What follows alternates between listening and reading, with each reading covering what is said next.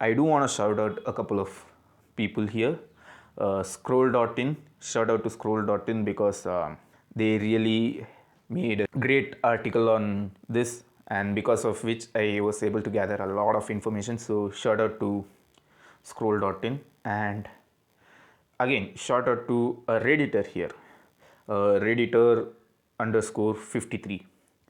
Shout out to this person. I don't know if it's a guy or a girl, but this person has provided with me with a lot of information, and I really appreciate this person to for helping me about it.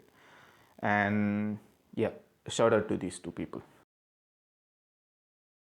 So, I do hope you guys know what BFI is, right?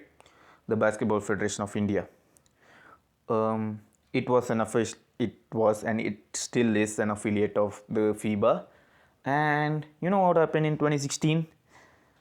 The government of India had de-recognized BFI as one of the country's national sports federations. I mean, you know how messed up that is, and you guys know the biggest victims of this issue are Indian players, right? So, yeah, let's move on. Like, let's see what happened in the future. Before that, uh, it was during this time, many of us considered the Indian basketball has fallen apart. And back in the day, it was true, but it doesn't need to be the case anymore. It doesn't need to be a way where it's still like fallen apart. We can still build that up. Okay, so that's a huge hope for me. So yeah, so let's go back in the time for a bit to understand what's happened in the BFI and stuff. All right, it started in 2010, and a lot of things happened. So let's start talking about it. Okay, it was 2010. The US based sports marketing company IMG Worldwide has decided to partner up with Reliance Industries to promote sports in India, which of course naturally included basketball as well. I mean, this led to a BFI officially entering into a 30-year partnership to hand all the commercial rights related to basketball in India. It also included sponsorship, advertising, broadcasting, and more to IMG Reliance. And this was supposed to be a huge deal, right? To all the Indian basketball fans and basketball players, it would have been a huge deal, and this would have meant that there would be a professional basketball league for our country, something like the NBA and the EPL, right? So yeah, at the time, who was the secretary general and later who became the CEO, Harish Sharma had played a really important role to let people know the importance of such a huge deal for the federation, and that BFI was India's governing body of basketball at the time, and it still kind of is, but not really. We'll discuss that part later. Okay, so yeah, in an interview in 2010, Harish Sharma sir had said that the professional league was imminent, maybe within 3 years, and with the things going on, he would have been right. But one thing changed the entire field of basketball. We'll get into that. This partnership with IMGR could have been such a deep dream come true to a lot of basketball fans and players, right? And it would have been a huge deal for our country's sports, and it would have been a huge deal, right? And well, after all that happened, now when you think about it, we have IPL, we have ISL, we have PKL, we have Prime Volleyball League for volleyball, yet there's no pro basketball league for India. And heck, even the Coco has a pro league. And no offense to Coco and stuff, but how to put it, it's not famous outside India, right? So yeah, no offense to Coco at all, but basketball is one of the most famous sports in the world right now, and the fact that we don't have a pro basketball league in India for basketball is a huge shame. That's all I'm trying to say here. And there were attempts. I'm not saying that there were no attempts at all. We had something like UBA for a while, but a lot of things happened with that. We had Elite Pro Basketball League for a while, and there are some controversies about it. Now we have a NBL for 3v3, but nothing for traditional 5v5 basketball, right? So yeah, to see what happened in these situations, we need to understand what happened in the past, right? So yeah, okay, the deal with IMGR was a huge deal for our country's basketball. It was going perfectly fine for a while. IMGR helped us to hire expensive coaches, international level coaches for our national teams, and they were heavily invested in better coordination of domestic tournaments. 2 years in, and the IMGR school and college basketball league was a thing, and it brought thousands of students from India's biggest cities, right? Harish Sharma sir had also predicted that young guys would be really great for a new professional league and the audience would love it. And he wasn't wrong at all. If there was a new professional league at the time, it would have been such a huge deal for all the basketball players and fans alike, right? I mean, a professional league like IPL, like NBA in India would have been a huge deal. Everything was going fine until in 2011 Mr. Sharma was diagnosed with tuberculosis in the brain. It was late 2011, and he fought for his life with the help of a surgery, but due to multiple organ complication, he unfortunately passed away at the age of 53 in the early 2012. Later, his wife Rupam, a deputy GM with Air India at the time, was named BFI's new CEO. But the leadership that Mr. Harish Sharma sir brought to the table was and still is unparalleled. And the growth of Indian basketball hit a huge speed bump, right? Then a lot of things happened. The BFI had a huge internal issues, and that led to BFI having two factions. And in March 2015, these two factions were competing against each other for the leadership of the federation, and they held their own annual general meeting to vote their own executive committees, one in Bengaluru and one in Pune.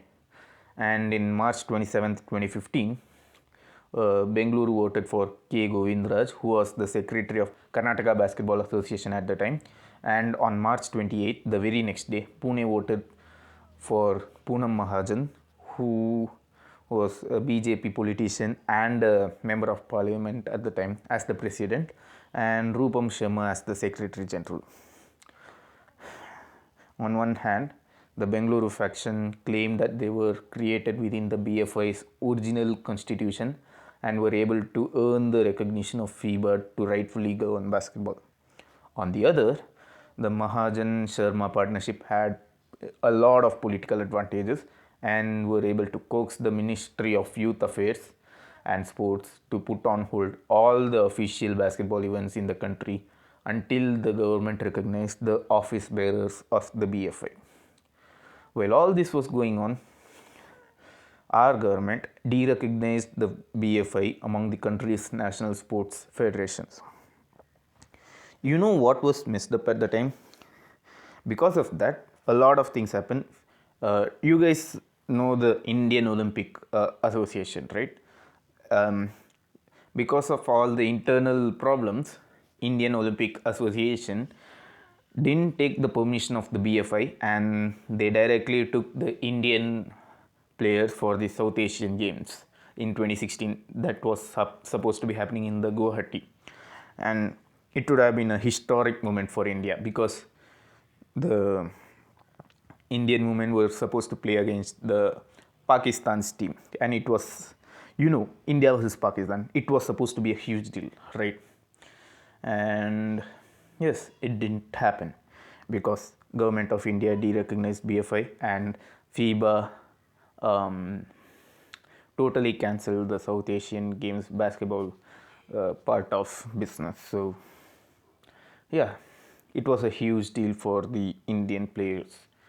So no official match happened in South Asian Games for basketball. So yeah, it was a huge deal. And speaking of huge deal, the Bengaluru faction with K. Govindraj as their leader has continued to use private funds and donations to hold domestic and international events, even though our government did not recognize BFI as a national federation. Okay, you guys should think about this. Why were Bengaluru faction going for private funds and donation when they had IMGR? Right. I mean, if you did think about it, you're not wrong. But IMGR for a while did not fund anything to the BFI, uh, at least since when the BFI split, right? Some of these sources said that to scroll.in. So because of the 30-year deal, the Bengaluru faction could not gain any sponsorship deals as well.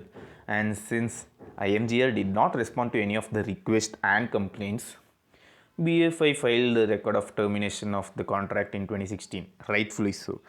And the IMGR, in response, has taken a court order against BFI. Okay, okay. Just tell me this. You were official partners to the BFI, right? And you were supposed to be helping BFI for 30 years to promote basketball, right?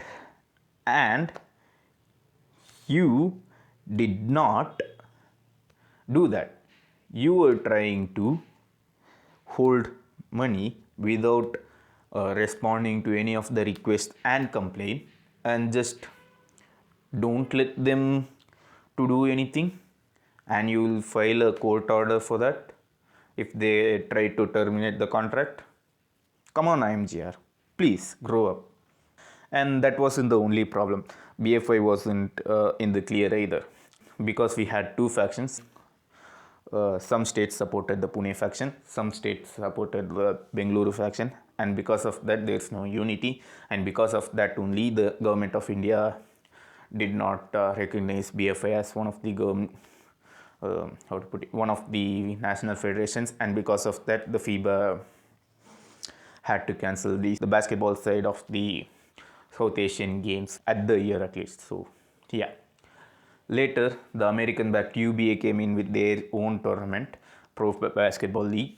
And if you want to know what happened, please do check my previous video. But TLDR of it, the BFI banned the players, coaches, and staff that participated in the UBA because UBA was an unauthorized competition. I mean, yes, but why can't you authorize it? Right. This is a quote from Narendra Grewal, an Air Force player who was a starter in the national men's team before the ban. Quote, we already have problems that there are two federations in India, and if we play for one, we are annoying the other. Where do we play? I decided to play for the UBA. I am a player and playing is important for me. BFI wants to ban all of us, but first they need to fix their own two federations issue. Once they launch their own league, of course I would like to play for them. So you guys now know the whole situation with BFI and why there was no new tournament. Then after BFI went away, we got Elite Pro Basketball League, and they have their own controversies. Like they held their own 3v3 league, even though they were supposed to bring the 5v5 tournament, the traditional basketball thing. But yeah, I don't know why they did that, but the FIBA warned them because they wasn't supposed to be a commercial basketball tournament, and the Elite Pro Basketball League said that this was happening, this was for completely free, like there's no uh, yeah, it was for free, right? So yeah, that's the gist of it. And then INBL came in. We have INBL right now with their 3v3 tournament, and they're doing some great stuff, but we still don't have proper league for a traditional basketball sport, right? And I really hope we get one soon enough. It's long overdue. And yeah, I do want to mention that BFI has also put in some effort in trying to bring in some new tournaments right now. We literally had a Instagram post from them 3 days ago or 2 days ago. I'm not sure of the date, but we got a new update, and let's see what that is. The Instagram post says that the BFI is ready to invite the proposals for establishing an Indian basketball league, and it will be in collaboration with the BFI. And yeah, the proposed national leagues are 3v3 National School League, 5v5 Traditional National School League, 3v3 College League, Traditional College League, 3v3 Under 23, Traditional Under 23, 3v3 National Professional League, and Traditional National Professional Leagues for all boys and girls, so men and women. So yeah, interested people can contact them on or before 26th of February 2024 through an email, basketball federation india at gmail.com. And yeah, this is a good step, and I really appreciate that, but I do feel like it's a bit too late as well. So yeah, anyways, what do you guys think about all of this? Please do let me know in the comments, because as someone who would like Indian basketball's growth, we really would like to have a professional league, right? And yeah, anyways, please do let us know what do you guys think about it, and until then, have a good day.